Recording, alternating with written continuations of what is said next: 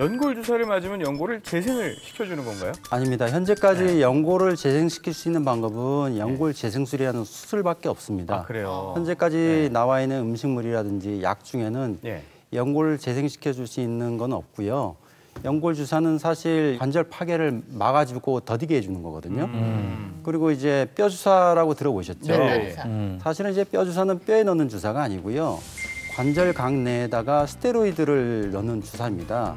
근데 사실 스테로이드 주사를 잘 사용했을 때는 우리가 명의로서 소문이 나게 돼 있습니다. 그런데 이제 무릎 관절 같은 경우는 이제 너무 자주 놓게 되면 뼈 안에 있는 칼슘을 빠져나오게 해서 오히려 뼈대가 휘거나 더 약해지게 됩니다. 그래서 무릎 관절 같은 경우에는 아주 특별하게 염증이 심한 경우 빼놓고는 1년에 병원에서는 3, 4회 이상 더 이상 주사 넣지 않는 것을 가이드라인으로 정하고 있습니다. 근데 선생님, 저기 우리 아는 언니 보니까 물을 뺐다고 그러던데요? 실제로는 이제 관절액이 조금 있어서 우리가 윤활유 역할을 해주는데요. 퇴행성 관절염이 발생하면 이제 연골이 갈라지고 표면이 까칠까칠합니다. 그리고 주변부에 보면 뼈가 으깨져서 튀어나온 뼈들이 주변에 있는 인대라든지 자꾸 근육을 찌르게 되거든요. 그런 경우에 염증이 유발되면 염증이 물을 불러들입니다. 왜냐하면 관절을 보호하기 위해서는 물이 차 있으면 액체 상태로 만들어주면 관절이 보호가 되거든요. 그런데 이제 많이 차면 통증이 심하기 때문에 병원에 오셔서 뽑으면 통증이 사라집니다. 그런데 시간이 지나면 다시 물이 차오르기 시작하거든요.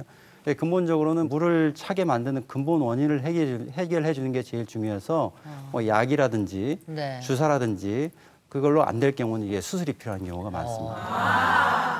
네, 양선석 선생님 말씀하신 대로 그 뼈 주사가 잘 쓰면 명이라고 무조건 사람들 스테로이드가 나쁜 건 아니고 급성 염증에는 염증을 가라앉히는 역할을 해요. 근데 그거를 너무 자주 맞다 보면은 그게 결국은 몸 안에 혈당도 오를 수가 있고 또 피부색도 변화할 수 있고 또 비만도 생길 수가 있기 때문에 너무 자주 맞는 거는 자제를 하고 특히 이제 본인이 위궤양이 있거나 면역이 약하거나 또 당뇨가 정말 조절이 너무 안 된다 이런 분들은 그런 주사를 맞는데 좀 주의하셔야겠습니다.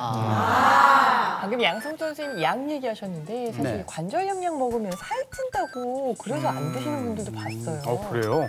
근데 이제 우리가 구더기가 생긴다고 장 못 담근다는 표현 있잖아요.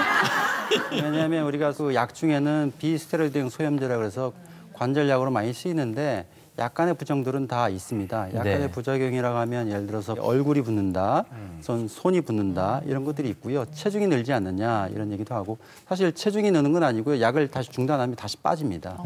그리고 이제 속이 쓰린다든지 더부룩한다든지 변비가 있다든지 설사를 한다든지 그런데 그 주치의 선생님께 얘기하면 사실 이런 증상들을 조절한 약들도 있고요. 실제로 보면 그런 그 부작용을 최소화한 약들이 최근에 많이 나왔습니다. 그래서 주치의와 상의 후에 보통 자신한테 맞는 약을 찾아가는 게 제일 중요해요.